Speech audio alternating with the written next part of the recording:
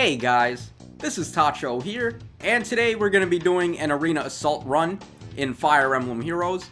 I have not actually done one of these ever since this mode came out way back when, and I've always wanted to, but the main issue that I've been having was time constraints, because it does take a while to do a full run. So we're going to do something special today. We're going to do a full arena assault run with no map check at all. I'm just going to rely on nothing but my ability to make a decent team and also my ability to play the game. So let's just get right in there. This is my first team, and it's mainly just a scoring team to set the tone for the rest of my other teams that I have pre-selected. That way, all of my other teams are going to end up matching up against some high-scoring opponents. Normally, I actually run Effie on this team, but I thought it was better to have Effie on my armor team for this run. So I replaced her with Brave Lucina. Lucina is going to be pretty good at buffing the stats on Ike and Amelia, so that's why I've got her there. Otherwise, these are some pretty high-scoring units. I've got a lot of merges on Ike and a couple on Amelia and Tiki. Alright, right there was probably a bad idea for me to rally defense and res on Tiki, because that enemy Fa had Panic Ploy on her. And now look what's happening, guys. We just got wrecked by that Maria there.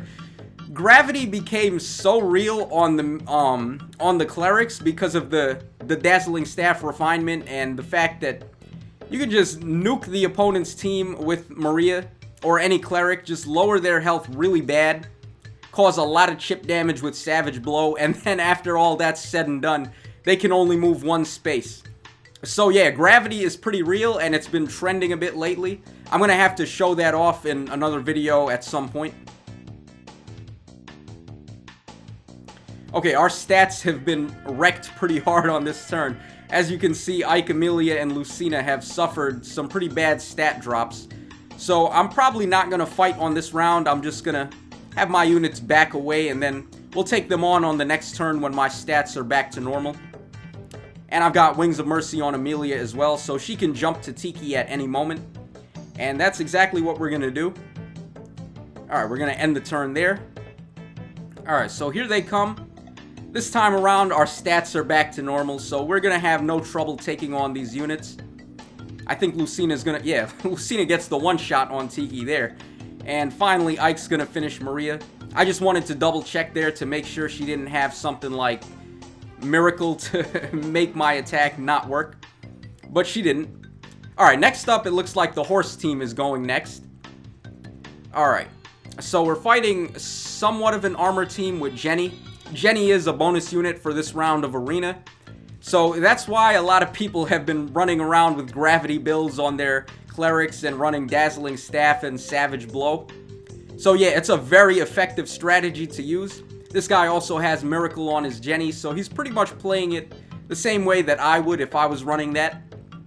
But I'm just going to position my horses around Cecilia, so on the next phase she gets the maximum buffs for Grondblade. And I also made her bait that Jacob since Henry had Armor March, so he was going to extend everybody's range. Okay, by just 1 HP, Amelia survives my attack there. That's not good. So I'm going to have to play it a little safe this turn. I'm going to put Roy over there so he's a little closer. And Roy is going to have a pretty easy time taking on both of those green units. Roy is a really awesome unit. He can build up to Gale Force so quickly with his weapon. And that's pretty much what we're going to do. Cecilia can get the one shot on Henry. And if Brave Roy attacks Amelia, she's going to attack him back. So we're going to have Gale Force after this fight. So I'm going to go ahead and do that. And now Roy is going to be free to go ahead and take on Jenny. And we can finish off Henry with Cecilia, just like I said. Alright, so not too much trouble on that map. That is not really an ideal map to run the horse team on, though, but we were able to get away with it. Alright, so next up is the flyer team here, and this is the perfect map to run the flying team, because there's a couple of mountains on this map, and that is no trouble at all for the flyers. They just fly right over all of that stuff. I'm going to reposition Naui over there to bait Nino. And we're just going to take these guys on one at a time at this point. No reason to really rush in with the flyer team, because that is the main leeway that they give you with the flyer team, is that you're free to play at your own pace and just attack at your own leisure, and then reposition or sing out of the way. I'm not running Azura on this team right now. Normally I would, but I just felt like it was just too overkill to have the dancer along with all the blade tomes and all the reposition shenanigans. And it looks like Corrin can just power her way through Amelia with all the blade tome buffs there, so that was pretty awesome. Alright, next fight. Okay, now we have the armor team going up. Like I said, I saved Effie from my first team to run on this armor team. This is a very good Effie build, pretty much the quintessential Effie build that most people have been running lately. She's got Berkut's Lance, along with Distant Counter and Quick Repost. So that pretty much just guarantees she's going to get the double on any opponent. Alright, so Henry is just going to go ahead and bait that Olwen. Olwen is also a bonus unit for this round. Alright, so I'm going to swap in Black Knight. He's going to be able to bait Deidre on the next turn. Or, my bad guys, not Deidre. Julia, that's baby Deidre there.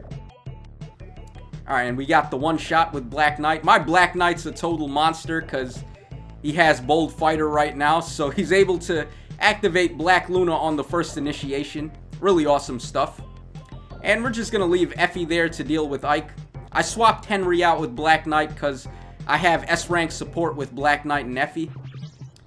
Okay, moving on to the next one. Alright, this guy's name is Yesterday. Pretty cool name. And now we're showcasing the Dragon team on this one. Yeah, I really like doing these no map check arena assault runs because I can just go in and play with any team that I want, and it doesn't really waste a lot of time because I don't have to build the perfect counter team to whatever my opponents are using. It's just more manageable in terms of time, and overall it's just a faster way to play the game pretty much. Also, a nice thing about doing this is that when you play arena assaults and you abuse the map check, you're not really going to get a good gauge of what the strengths and weaknesses are of your team. So by doing this, I've actually noticed a lot of weaknesses with a lot of different teams. You can tell what maps are good to run your teams on and which ones aren't. And it's really helpful for figuring out what you might want to do to fix a team. So I would highly recommend trying to do some no map check arena assault if you're trying to work on a team and find out what's good about it and what's wrong with it. Very nice way to check what's the problem. And here we're just going to let Alphonse overextend. Azura's going to dance on him, and either Naui or Ninian will pretty much rock his world. So that's what we did. And now Fa is free to bait their Azura, but I'm going to play it a turn late so I can get the Hone Dragon buffs off on her. Really no reason to do that, because I'm sure Fa would have been able to easily take care of Azura there. But no reason to play it too hasty, right? It's always good to take your time if you have that little bit of leeway to do so. Okay, this Effie has Vengeful Fighter, which is quite dangerous, so I'm just going to let her attack me instead of me attack her. And Fa should be fine. Yup, okay, we also managed to get Bonfire, so we got the 1-round KO there. Okay, we're doing pretty good so far. We only got 2 more to go. Here's a second horse team build that I have. It's really awesome that they released Gunthra now, so I can actually have a legitimate second horse team. Because as you guys know beforehand, the only green mage horse we had was Cecilia. And that's really not good enough. Oh man, take a look at this Shanna, guys. Wow, that's a really awesome build. Tannin Boom with Distant Counter and Cancel Affinity, along with Distant Defense 3. Because a lot of green units run T-Adept 3 so they can deal with Reinhardt, and this Shanna is just going to be like, nope, I'm going to take you on. Wow, that's amazing.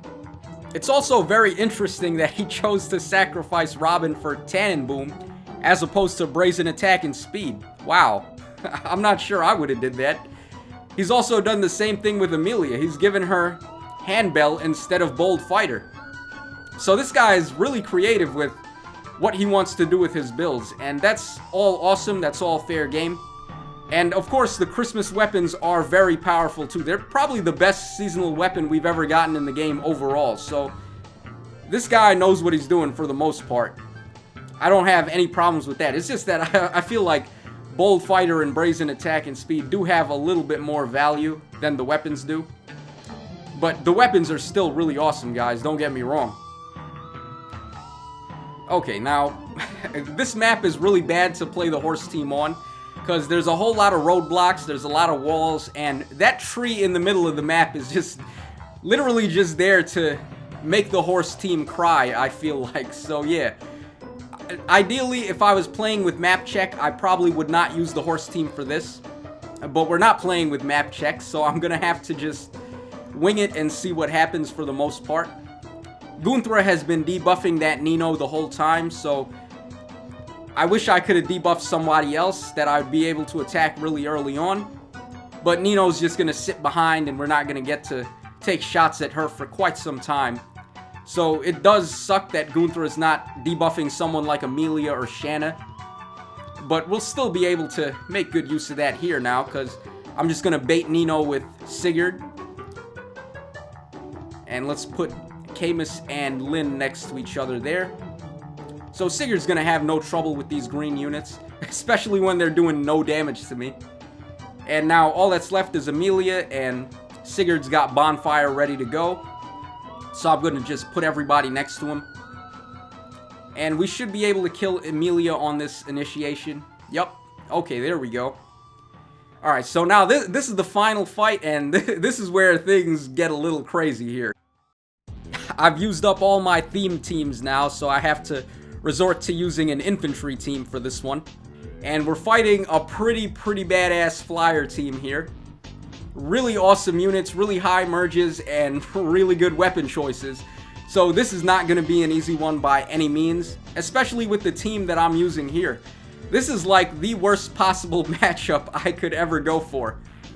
I don't even know if Innies is going to be able to take on a majority of these flying units outside of Azura, because they just have so much defense and distant counter. It's really not going to be pretty. Alright, here they come. This is also the perfect map for the flyer team, because they can pretty much just fly over all of those lava spaces. Yeah, like I thought, Innies is really not doing anything to Pala there. Okay, that is not happening. We're not going to do that. Oh man, this is gonna suck now. How am I gonna bait this Pala? Oh god.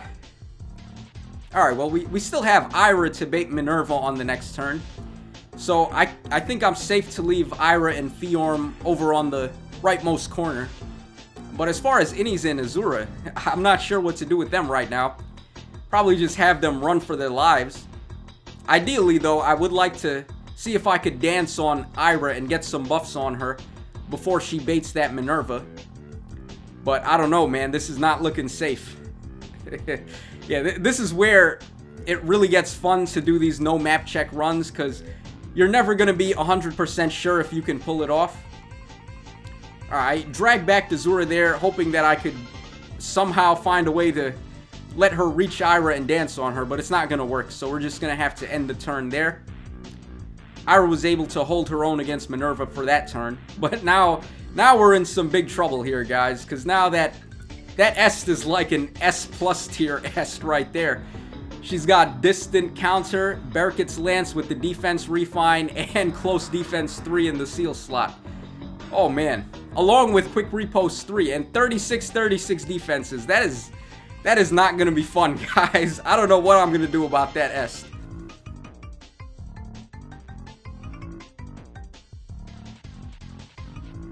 Oh boy.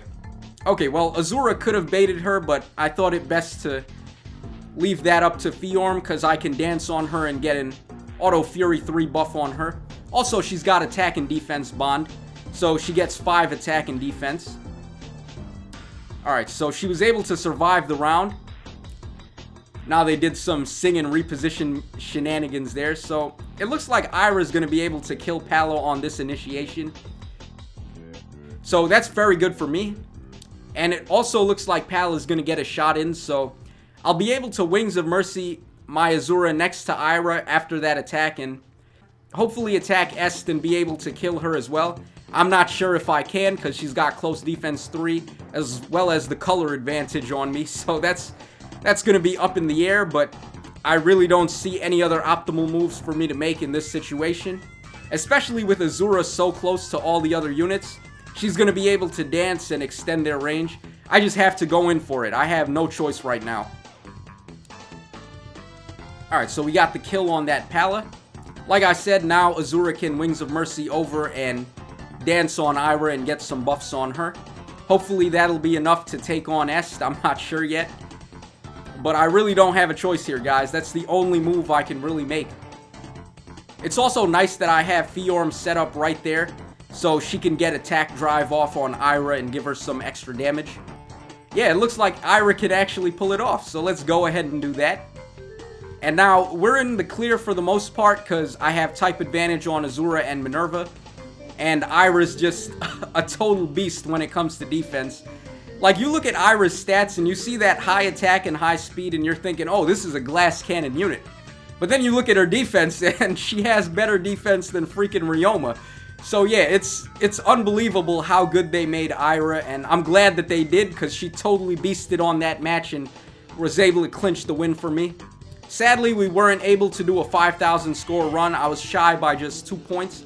That's one of the main issues I guess I have with Arena Assault, is that once you start your run, you can't actually stop a fight and then come back in to get a better score on your opponent. So you pretty much just have to accept whatever score you get at the end of the run, which is all fine and dandy, of course, because Arena Assault can be played at any time for no cost. So that's really why it's my favorite mode in the game. You can just play all day if you wanted to and take a look at other builds that other people are running, and overall just get a better feel for the game and learn how to improve your own playstyle, especially if you try to do a no map check run like I just did there. It's all just relying on your ability to build a strong team and also rely on your own wits for playing the game. So yeah, hope you guys enjoyed the video. This is Tacho signing out, so as always guys, cheers, have a great day, and I'll catch you again in the next one.